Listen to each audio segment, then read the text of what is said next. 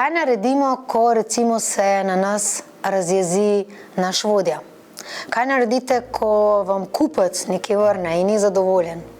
Kaj naredimo, ko naredimo napako ali imamo na nasprotni strani osebo, ki se na nas zelo, zelo razjezi?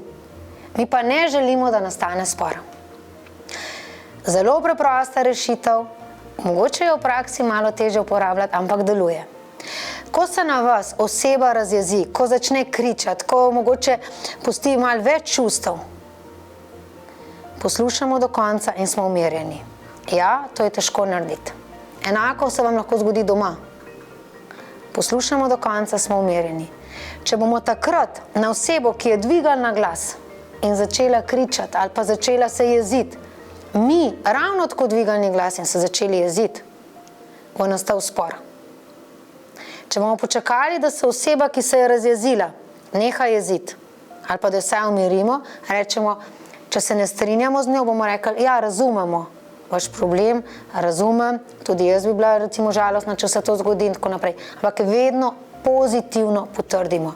Ne rabimo potrditi, da se strinjamo, sploh če ni res, ampak da jo razumemo.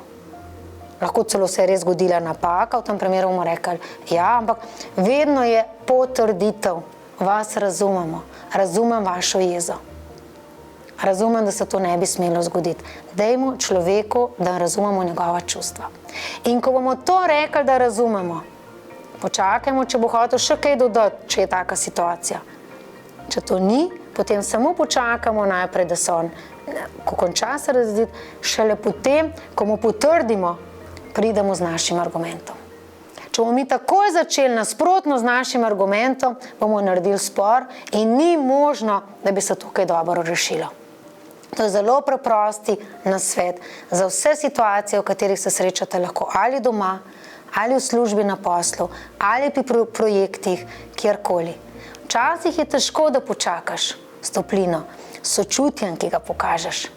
Ampak če tale preprosti trik znate, boste veliko bolj uspešni pri vaših projektih, vodenju, usmerjanju in je velika verjetnost, da bo potem ta oseba se tudi potegnila nazaj, prišla do vas, mogoče se pozneje opravičila, ampak lahko boste dobro speljali in predvsem vi boste bili zmagovalec. Pa srečno!